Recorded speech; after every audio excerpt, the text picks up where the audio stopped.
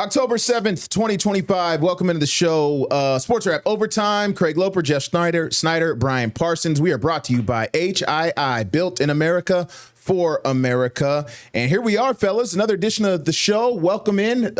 Crazy weekend in sports. We're here to recap it all. Did you guys watch everything? It was a heck of a weekend. College football. On Saturday, we had some big games here in Norfolk. You were at the Battle of the Bay. We're going to talk about that later. Norfolk State against Hampton. And I was at Old Dominion for their big win over Coastal Carolina. Man. Yeah. Start there. Start at SB Ballard. ODU. What time is the kick? I forgot. 6 o'clock. It was a 6 o'clock kick. The crowd. It's starting. The crowd is starting. You can feel everything's starting to simmer around Old Dominion now. And it's coming to a boil. The crowds are getting a little thicker. Yeah. The crowds are getting a little louder. Yeah. I was thinking about. Were you there? I was thinking about going to the game, but the cheapest tickets I saw were $45-$50. Okay. And I'm like, wow. Okay. Yeah. Okay. People compared to the 20 to 25. Yeah. Was this homecoming? No.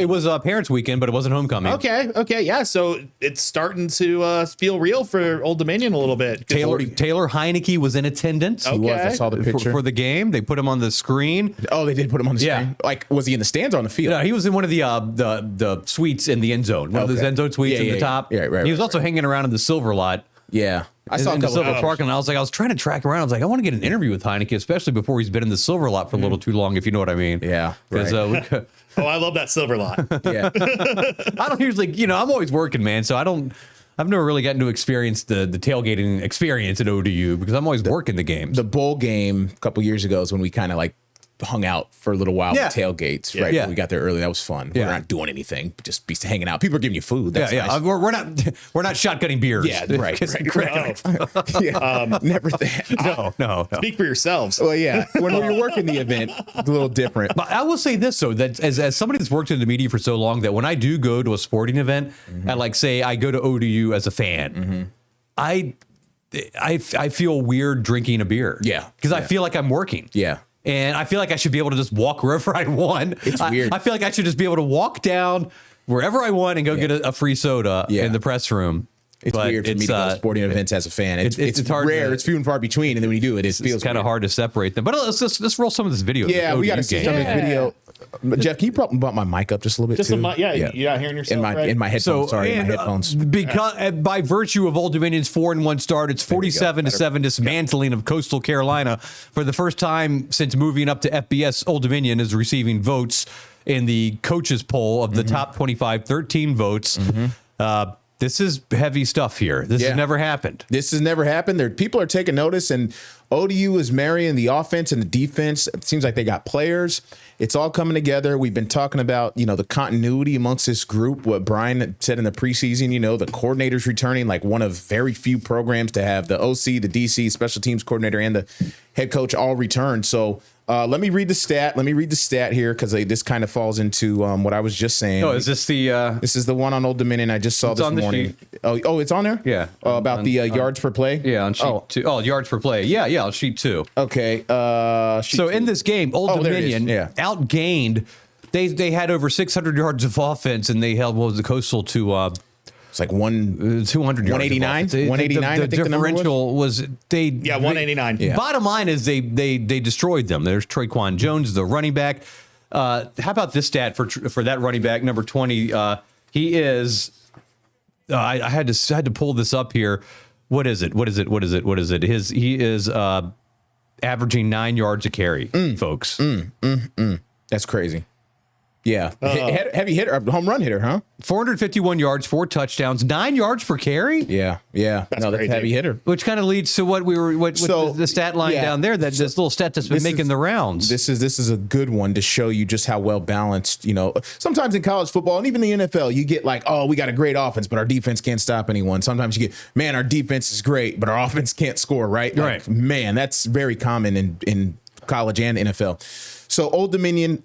Of the 136 FBS college football teams, 18 of them average 7 yards per play on offense so far this season. Now, yards per play is big. That's a number. That's a stat that started coming around 5-6 years ago that a lot of analytical people is kind of a key number, right? I buy into that because Ronnie has brought it up in the past where difference between this year and maybe the past couple of years is they're not facing 3rd and 8. Yes. They're correct. facing 3rd and 2. Correct. Which is much more manageable. 3rd and manageable, right? Yep. So 18 FBS teams averaging 7 yards per play or more on offense. 22 FBS teams are allowing 4.5 yards per play or fewer on defense. Only 5 teams are doing both. Look at these names, Jeff, Brian. Indiana, Ohio State, Oregon, Texas Tech, Old Dominion. One of those things is not like the other, man. Like when it comes to this list, and it's showing week in and week out on the field. Like they got a squad. They got a squad. They've built something here, and of course Colton Joseph's been a huge part of this. And it's been taken notice by the votes in the poll here. We're talking Ricky Ronnie. What a great job he has done. Yep. It's he's held through. He's never had a winning season at Old Dominion, but some of those past schedules did not do him any favors. No, man. Let's face it. This year they finally had an FCS game for the first time in a while on their schedule. Basically like everybody else in the country. And you got the Tech win, and you got the Power win. You got the Tech win. You got the Liberty win. You got the win. The loss to Indiana that has as time has gone on. That doesn't look so bad. No, that 13-point loss to Indiana, and it's pretty funny. I don't know if Snyder, have you followed this anywhere on Twitter? How Indiana has kind of adopted Old Dominion as like their little brother, where they kind of talk about how out of all the teams Old Dominion's still winning. Look, they're the only one that gave us a test. You know, we beat Illinois by 5 touchdowns. And Old Dominion, so they've kind of adopted Old Dominion as this team that they're kind of riding, and they want to do well. And Frank Cignetti has always respected Old Dominion. Kurt Cignetti. Kurt Cignetti, excuse me. Yeah, he's his father's name. Yeah. But he's always respected Old Dominion since, the rivalry with JMU when he was a head coach. Of course. There. Yeah. So it's great that he's given them the rub here. Yes. And and now the other coaches are starting to notice as well. Maybe not so much the AP voters, but maybe next week there's a lot of people, the AP, there's a lot of people that throw their name in that ring, and the voting is crazy and it can be up and down. But coaches is respectable. So shout out to them. First time in program history. And you, Craig Lipper, talked to Coach Ronnie second week in a row. Craig has been at the Monday presser, and Craig asked Coach Ronnie about what it's like to receive votes in the top 25, and the answer pretty typical for Coach Ronnie. Mm-hmm. I mean, I just found out. You just told me, so no. I mean, to me, it's not a big. It's not a big. He's like finding the words. I mean, we're focused on going 1-0. We're focused on doing whatever we can to continue to stack great days of preparation together and see where that can lead us each and every week, and then ultimately at the end of the season we can kind of go back and evaluate what we did. And you never you're asking these questions for his perspective, and you ask open-ended questions, kind of J101 right there. But I think I was hoping to hear hey man, cool for our program and its history, but it doesn't really matter. That's all I was hoping. And he gave me the answer that I expected. But it is cool for the program. He thought about it. He probably thought about saying that. Anytime you hear first time in program history, that's pretty big. Yeah, that's special. Yeah, it's very special. I did kind of stump him a little bit on Saturday with the question. The first time I can actually honestly think I did that. He really didn't know how to answer it. I said, "What's the difference attitude-wise between a 4-1 locker room and a 1-4 locker room?" Yeah. And he had about a 25-second pause before he finally used his Cornell brain to put something together there. Probably a whole lot. Yeah, everything. Okay, so we talk about the votes in the poll. I think I calculated. What did we say? If you would have judged by the number of votes with 36 or 37? 36, 37. Something like that? They would have been in the top 25, right? They're 36 or 37th in the country right now. So here's where all of this kind of gets significant, okay? What is the college football team playoff now? Are we at 12 or 12? Okay. So when does it go to 16? Maybe. Nah, it's not official. They're thinking about it in a couple of years. Yeah, okay, so we're at 12 teams make the college football playoff. Right. One of those spots is reserved for the highest ranked group of 4 conference champion. Last year's Boise State. So we're talking the Mountain West, we're talking the Sun Belt, we're talking the MAC, we're talking the American Conference USA. So Power 5, I guess. What did I say? 4? Group of five. Group of 5. Okay. Group of five. Yeah. Because it kind of changed. Even though Ricky Ronnie calls it the G6, so I'm missing. I think he's still counting the Pac-12, the puny. He counts them. The puny Pac-12. Okay. I take Pac-2. The Pac-2 until they get replenished next year. I was just confused at the time when he said that. I said, "Who's the G6?" Because a lot of the Mountain West schools and Texas State's going to the Pac-12 Okay. next year. So the G5. So somebody from the group of 5 is going to make the playoff, the highest ranked team. The college football playoff rankings have not come out yet. No. So we don't know where Old Dominion will stand in that. But ESPN does have their own little power rankings that they put out, and the formulas are probably kind of similar. As of right now, the highest ranked group of 5 team is undefeated Memphis out of the American Conference. They are 6-0. Yeah. And they're 32nd. Right. They're 32nd. Yeah. Old Dominion is 46th. They're the next ranked group of 5 team. Okay. All right. Yeah, let's take a look at Memphis' schedule here. Followed by yes. Yeah. Followed by USF at 49. JMU is 64th, So, by the way. Memphis for the reigning games have UAB, That's a win. Yeah. South Florida, That's a great game. Good game. Rice, That's a win. Tulane, That's a tough one. Yeah. East Tulane Carolina, That's a tough one. Navy. That's an extremely tough one. Are you familiar with, not to get too off track here, but Navy's offense, man? Are they good? It's a hybrid of triple option spread. Oh no, I haven't seen it. It's probably, I'm serious, man. I think it's the most innovative offense in the country. Okay. All right. I'm gonna have to look it up. No, I don't know. It's a triple option based hybrid where they throw the ball a lot. Okay. It's interesting. It's got teams off guard. Navy's undefeated. Yeah. That's a dangerous team. Navy's always Back-to-back kind of years. Because they've always played differently. Yeah, well, because They have to. there was a weight limit. You're right. So the offensive lineman could only be but so big.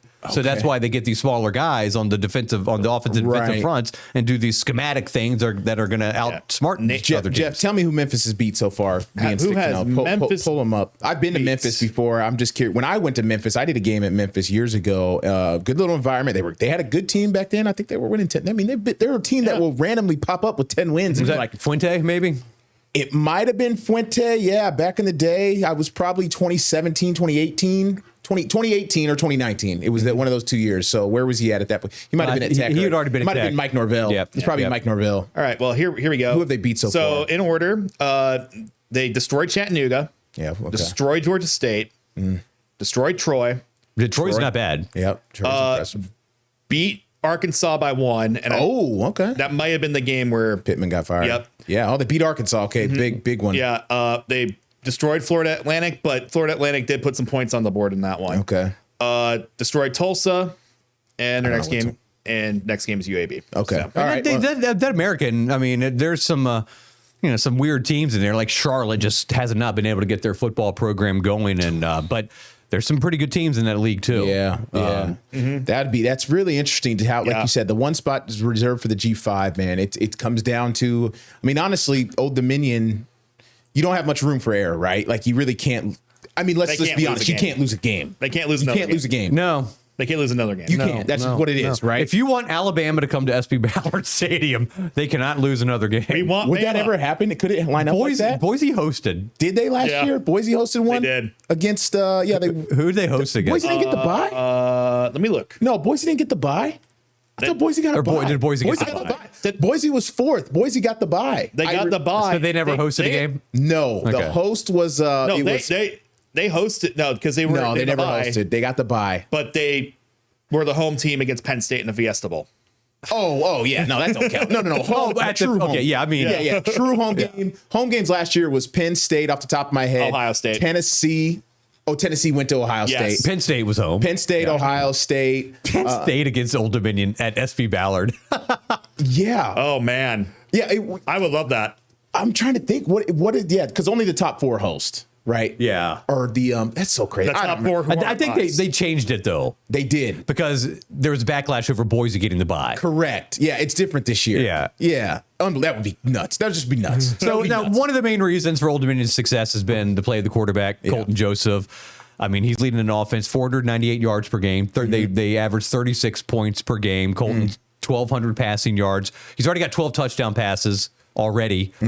He's ran for 453 yards. Yeah, he's got touchdowns. He's 5 touchdowns, 8 yards per carry. Yeah. He's got receiving threats. Ja'Cory Thomas and Trey Brown, they both Abdul Rahim Naheem, 22 catches, 295 yards, 5 touchdowns. 3 of them in this past game. Yeah, 3 in the past game. 101 yards in this past game. Ja'Cory Thomas and Trey Brown, by the way, won a JUCO national championship at Hutchinson. Oh, they went to Hutch? Yeah. Yeah, Hutch is a JUCO powerhouse. Yeah, they went 10-1. I asked Ricky about Naeem at the presser on Monday, and he had a good soundbite. I said, as guys start making plays, he pops on film, he's going to get more attention paid to him. He goes, well, we got other guys too. And then he talked about. No, I like that. I really like that answer. Really, when he said well balanced, I'm thinking, okay, cool, yeah. And then Brian put the stats on the paper here. Ja'Cory, 19 catches. Trey Brown, 17 catches. Naeem, 22. That is balance, man. I mean, these guys are within 3, 4, 5 catches of each other. That's really balanced. That's spreading the ball around. There was a swagger, and we don't have that question on. We have another one with him talking about Colton coming up, but the swagger in that answer was like, yeah, that's fine. Focus on him. Yes, because the guys you just mentioned, Ja'Cory and Trey Brown, and the running game. Yeah, this is a. I mean, think about it. Think about it in this context, right, Brian? We were covering ODU when they had Hayden Wolf and Ollie Jennings was the top target. When it was third down, like you knew the ball was going to Ollie Jennings. Mm-hmm. That was all they really had. I mean, they had Zach Kuntz, but he was kind of injured in and out. It would be Kuntz or Gladdy, right? Yeah, right. Or Ollie. I'm sorry. Yeah, Ollie Jennings. Thank you.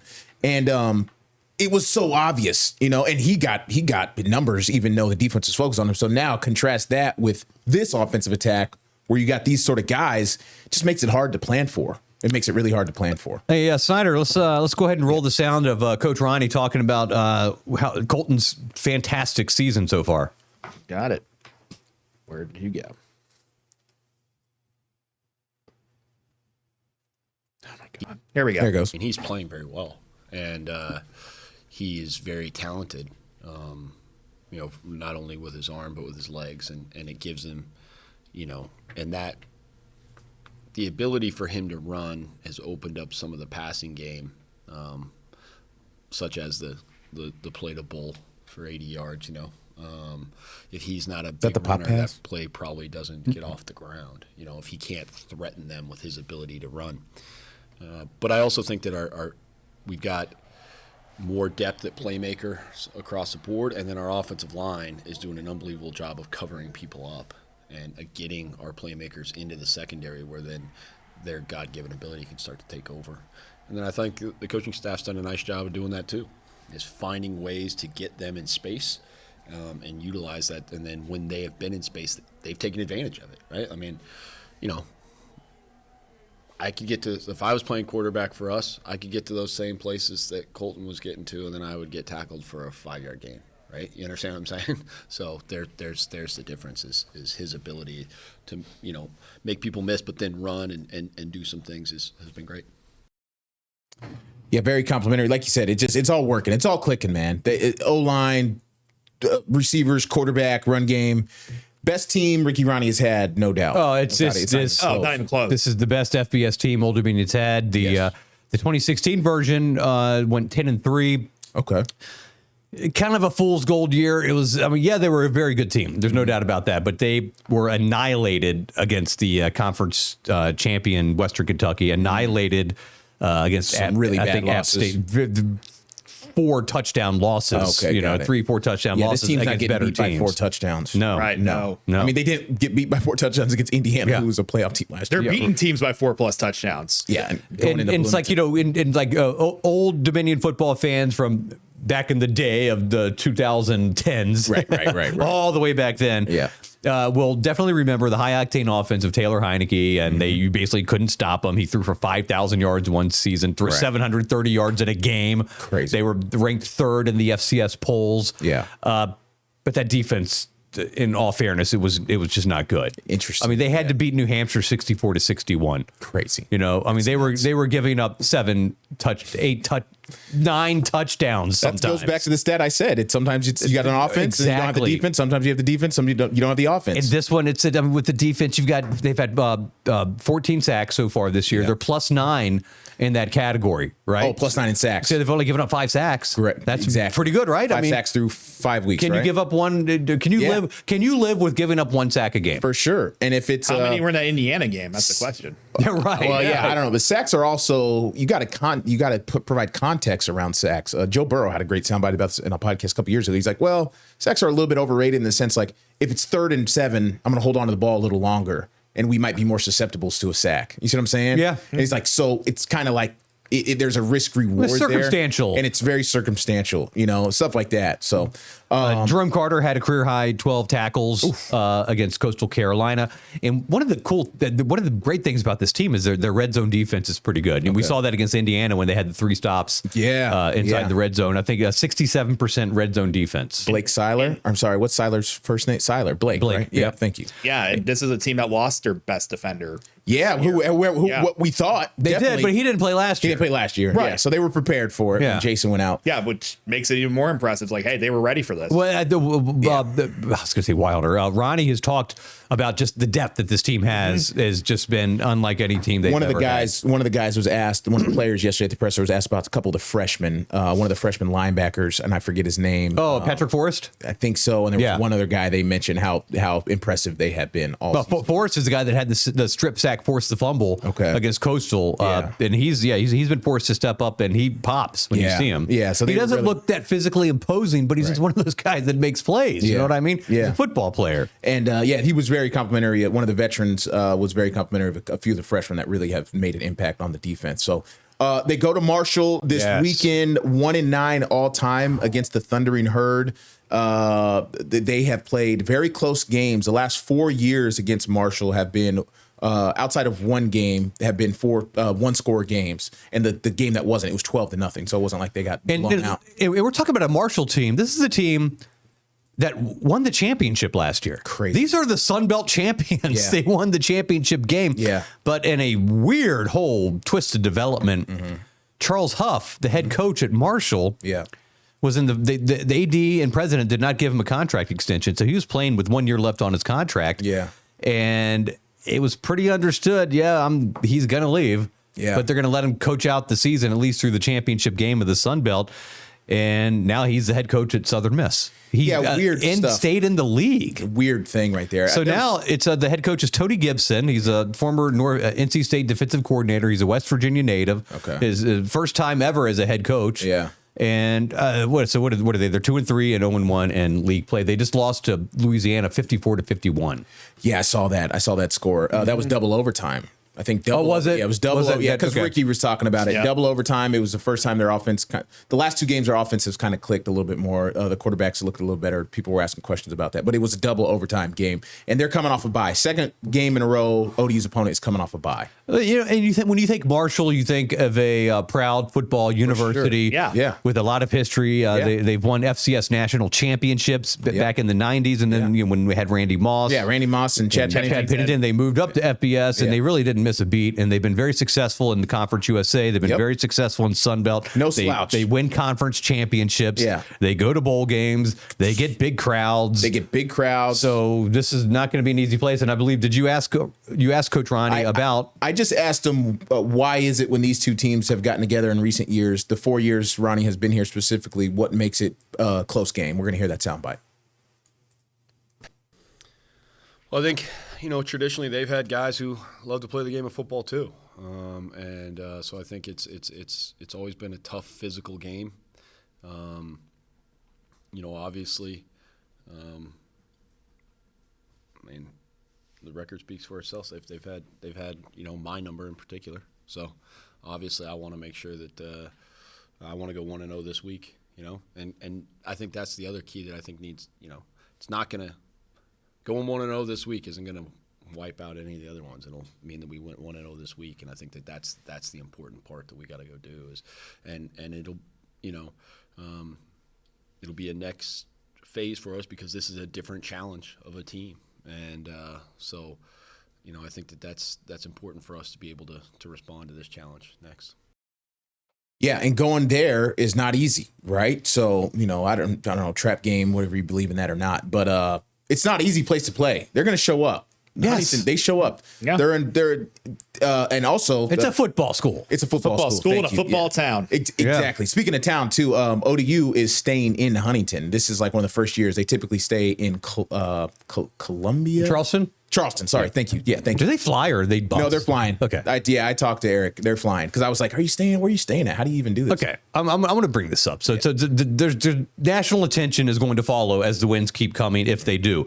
Okay, so they got Marshall this week, then an absolute gargantuan game at James Madison on October 18th. ESPNU is going to pick that ODU game already had up. its bye, so there's no more buys. They do have another bye they got coming another up. They have bye, two okay. buys. Not before the JMU game, though. No, that would be in conjunction around here with the after the Troy game. Got it. Okay, Thursday, November 13th against Troy.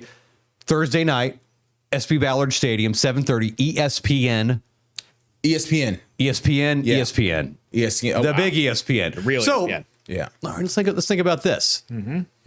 Is this when we see Ricky Ronnie make his debut on SVP? After the Troy game. Yeah. He recorded the interview after SVP records the interview after the Maybe. game, and then he does because the game was on ESPN that night. Right. Hey, we're joined by one of the hot coaches in the country, Ricky Sure. Ronnie. Yeah.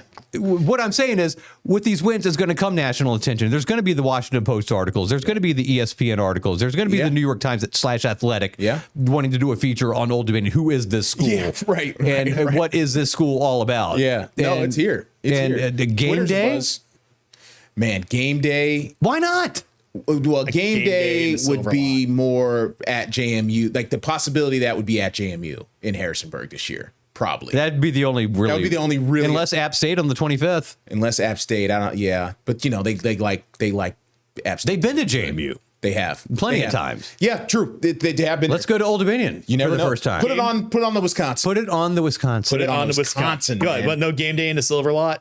Put it on the Wisconsin. I mean, that would be a good representation. The of the McAfee kick on the Wisconsin. I mean, come on, man. That'd be crazy. Yeah. That'd be nuts. That'd be nuts. Yeah. Honestly, I really don't watch that show, but I understand it is. I do.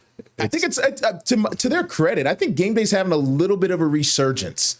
In the sense, not like it's like the heyday, but Saban and McAfee add a new dynamic Sure. that it's been missing. I'm not a fan of the kick for the money thing. I think it's kind of repetitive and played out week on week. Did you see what they did this week? No, I heard about it. Yeah, it's so the woman completely squibs the kick. She had no business kicking the football. Yeah. But then McAfee's like, you get $300,000 if Herbie throws it through the uprights. Oh, and Herbie threw it through Herbie the field goal? Herbie threw it through the uprights. Now you just see, it's just a little repetitive to me. But Saban on that show and the dynamic between him and McAfee and the clips that I see is hilarious. So, but a little bit different generation I different grew now. up watching. Hey, we got to take a break. Yeah, we do that. Hit a break. So we're going Let's to go take a from commercial break. one team in Norfolk that is red hot to a team in Norfolk that is not so much. Yeah, we'll be right back. This is Sportswrap Overtime.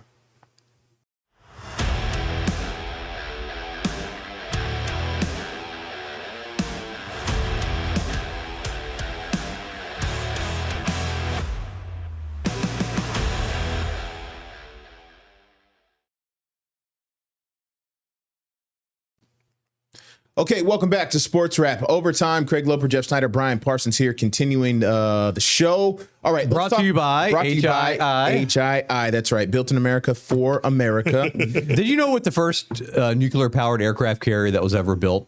Where it was built? What it was, where it was, when it was? No. You're not curious? I know, I'm very You curious. should be, because it was right here in Newport News at Newport News Shipbuilding, HII. It was the USS Enterprise in 1960. It was the first nuclear-powered aircraft carrier. 50s. Okay, all right. Yeah. That's sweet. That's I love all the facts you bring to this. You know, I want to educate our viewers Yes. about one of the great employers in our big deal, market. man. I It's a big agree. deal. 25,000 employees. How many people can say that?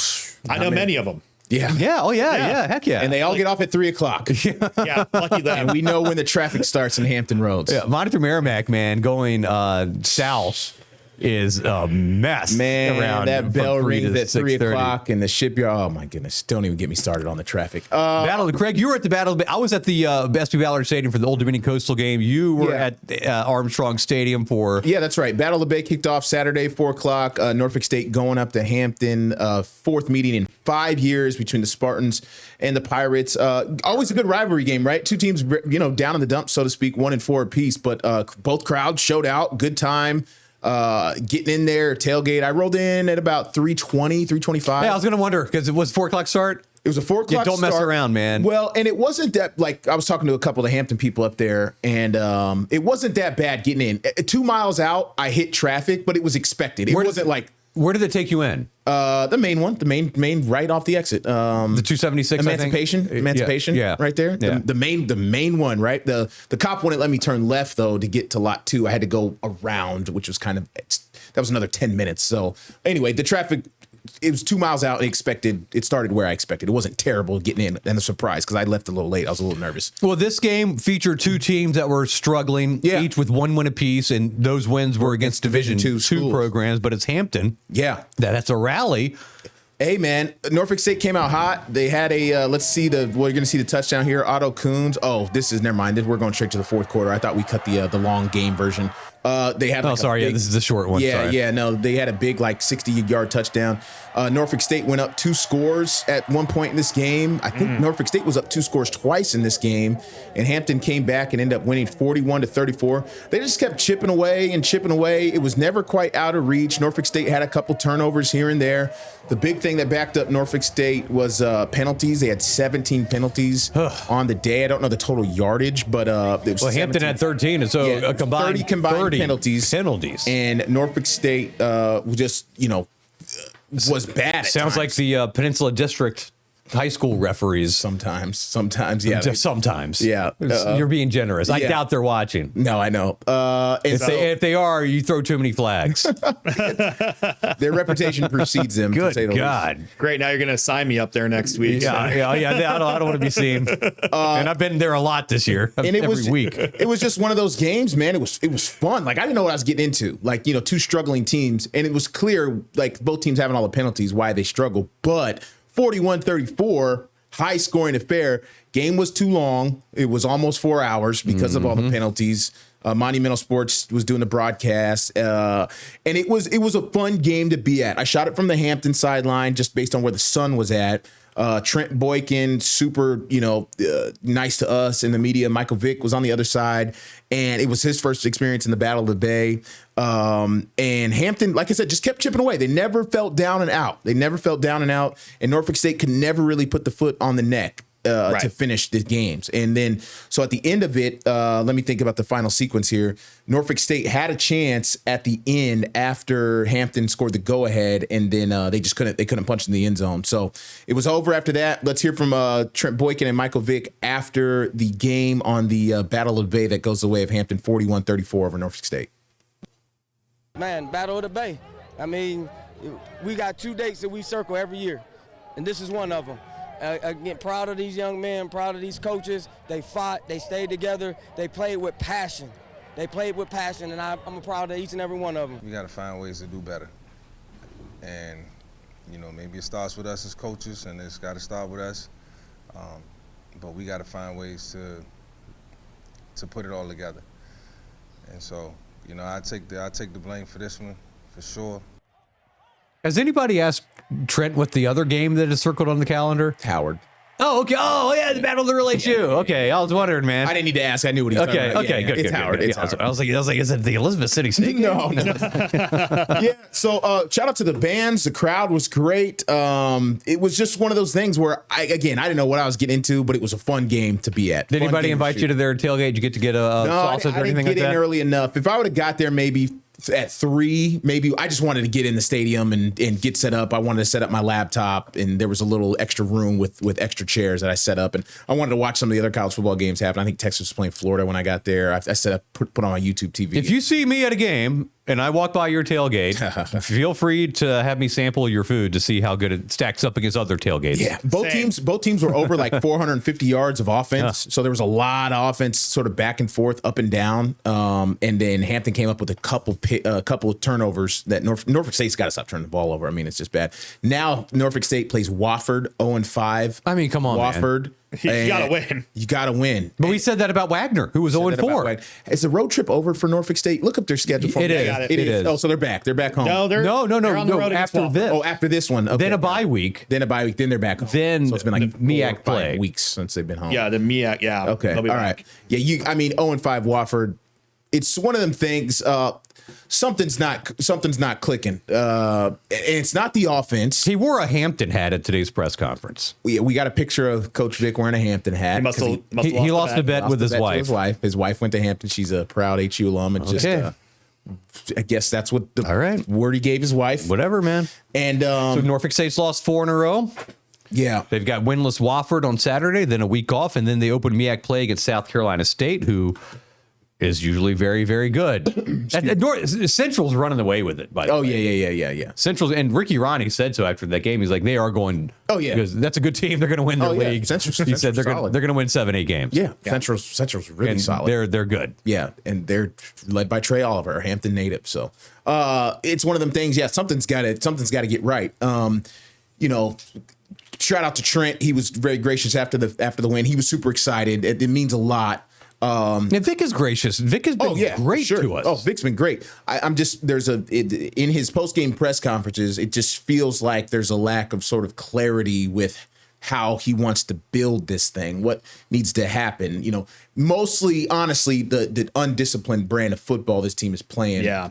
That's what shows the most. Is it just like he's never been a head coach anywhere ever? Yeah, right. Yeah. Is that the growing pains with this? For sure. He's learning. He's learning on the fly. On the fly, for on the job. And he admits it to us. He's like, Yeah. well, I can take this and learn that. And no, he's definitely learning on the fly. I mean, Yeah. as expected in this situation. I'm just not sure. Like, you need to have a counterpunch sometimes to these things. Like, oh, man, 17 penalties.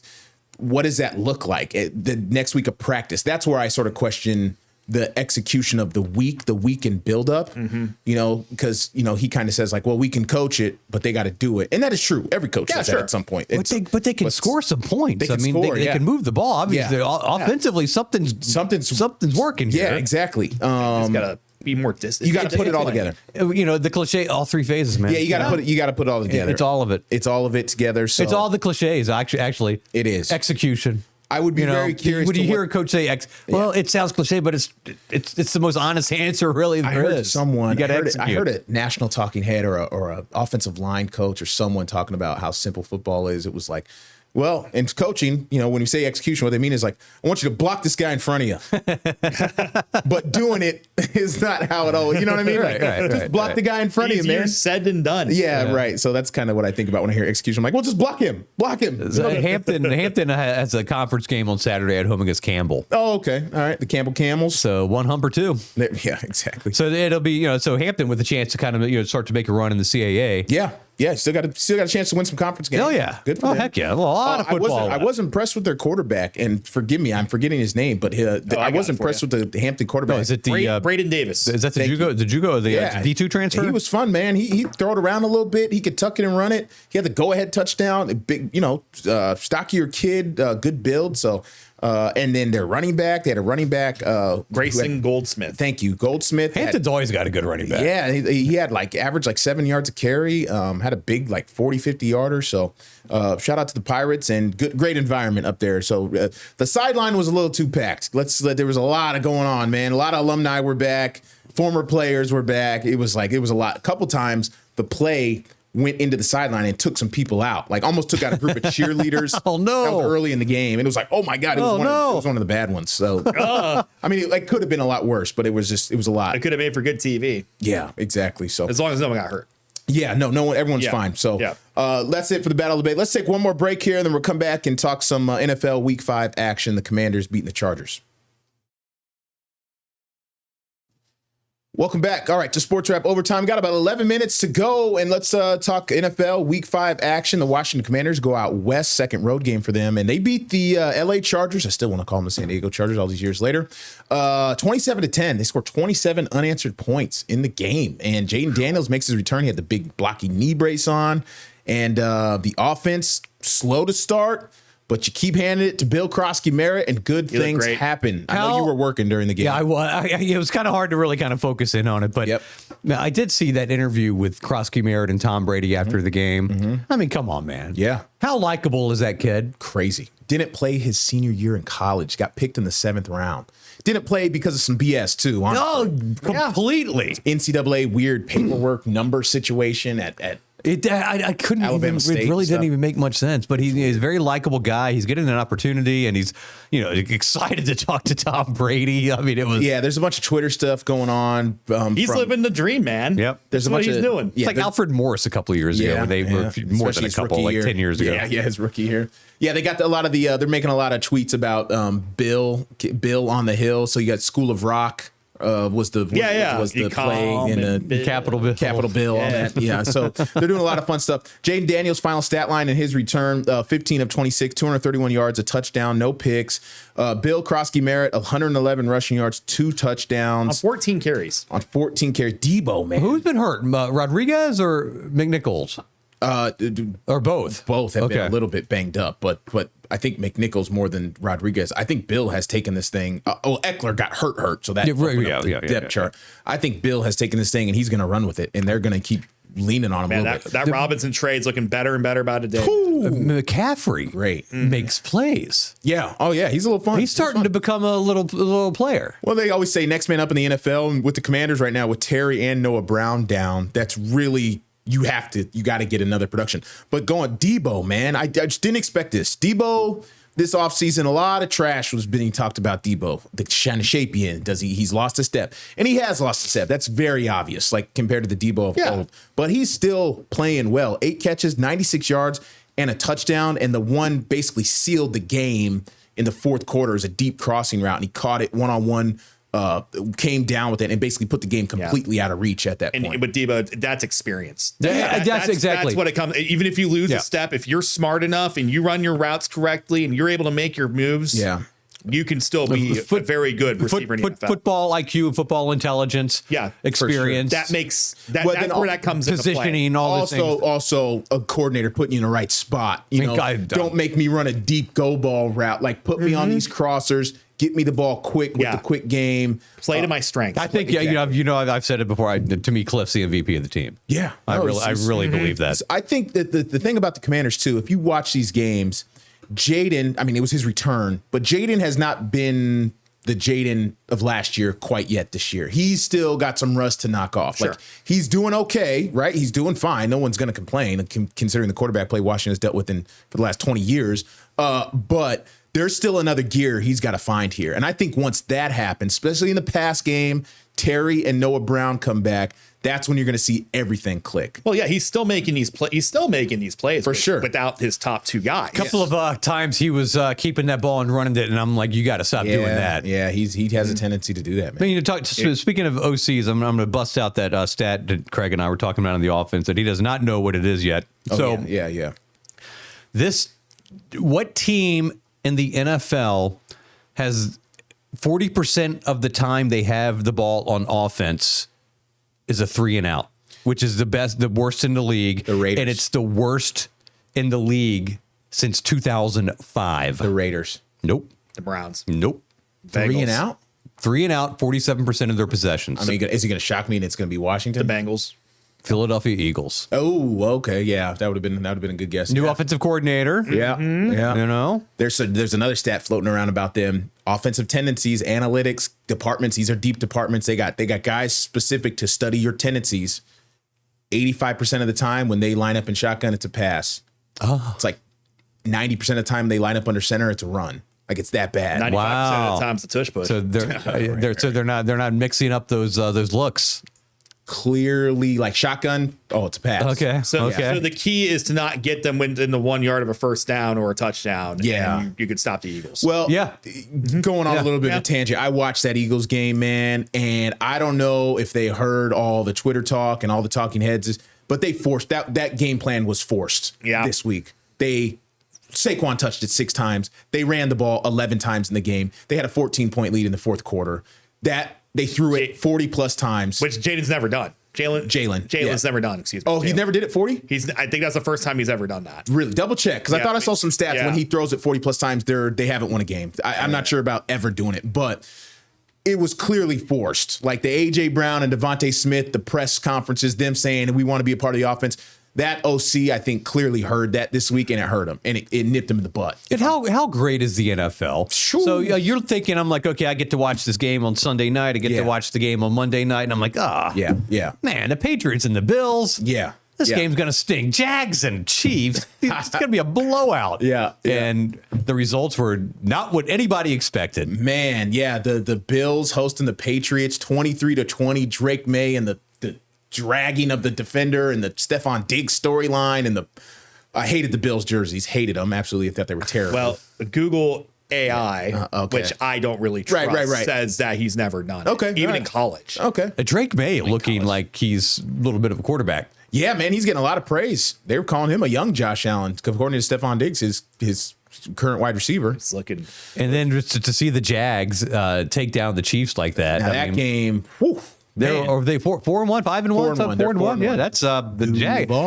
And the AFC South. Yeah, not great. You see the last touchdown in the game with Trevor Lawrence just fumbling. It was unbelievable, like twice, and they still couldn't stop him. Well, you say the AFC South's not great, but historically, in recent years, no. But the Colts are balling, and the Jags are balling. Yeah, but the Texans are going to come back around. Titans and Texans, not so much. Titans How in the world did you see the highlights of the Titans Cardinals game? Crazy. Yes. I watched the end of it. Yeah, dude. Saw the highlights. How do you blow that? The guy. Mercado. Well, the one. There were two. Yeah, there were two stupid plays, just bonehead plays. What was the second one? Well, the first one was the guy dropping the ball before he crossed the plane, which is the second week in a row that's happened in the NFL. Right. And the other one was the other one. They stripped the ball. Oh, that one. They fumble it, then they lose the fumble, recovered in the end zone for a touchdown. I mean, that is like this is the football gods that day were saying no. That's Browns tier right there, buddy. Yeah, no, it was crazy, man. It was a wild finish. That was the Titans' first win of the season. Getting back to the Jacksonville game, whew, man, it was like the environment in Jacksonville, the jerseys looked sweet. Yeah, everything looked cool. It was Trevor Lawrence's 26th birthday. They were hyping that up. Can I say something about those jerseys? What? So I actually tweeted this last night. Mm-hmm. So 3 minutes. Thank you. I said throwback jerseys are funny for the NFL because half of them are looks that teams should have never ditched, like the Jaguars. Right. And the other half look like they were designed by 6-year-olds in Madden. Yeah. There's hit or miss. It's hit or miss. It's hit or miss.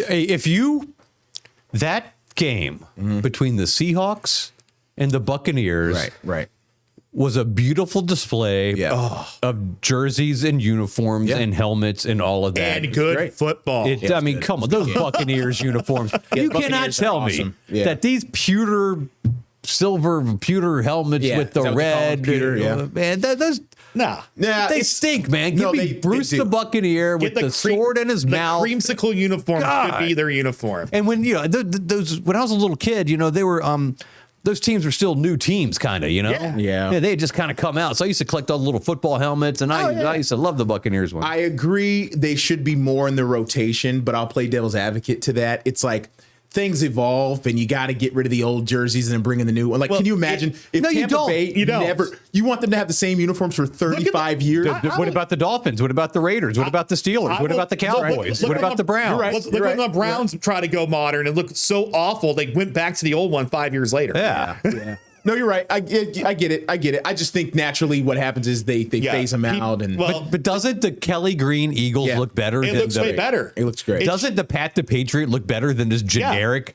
I don't like the Patriot one. I don't like the Patriot one. That's the one I don't like. Sometimes you hit it the first time. The new Patriots one is fine. You can go either way. But sometimes you hit it right the first time. You should just make minor tweaks. Well, sweet. Hey, man, awesome, you know what the NFL's about? Selling merch. So you got to change the jerseys every 10 years to sell more merch. Well, but the thing is, the way they do it now anyway, the Bucks are going to wear those retros like 3 times this year. Correct. They only, so basically they have multiple uniforms throughout the year, because they want us to break out the credit card and get more jerseys. What are the Bills? What are they calling them? Rivalry uniforms? They're calling like the rivalry. They looked awful. They only wear them during division rival games. Yeah, it was like a snow. It's like the NBA City edition. It was like an ice out uniform or something. Yeah, we're out of time. Awful. Yeah, no, it was a great NFL. Talking about uniforms, right? Commanders host the Bears on Monday Night Football. Monday night at FedEx Field or whatever it's called now. All right, that's the Sports Wrap overtime for Jeff Snyder and Brian Parsons. I'm Craig Lober signing off. We'll see you next time.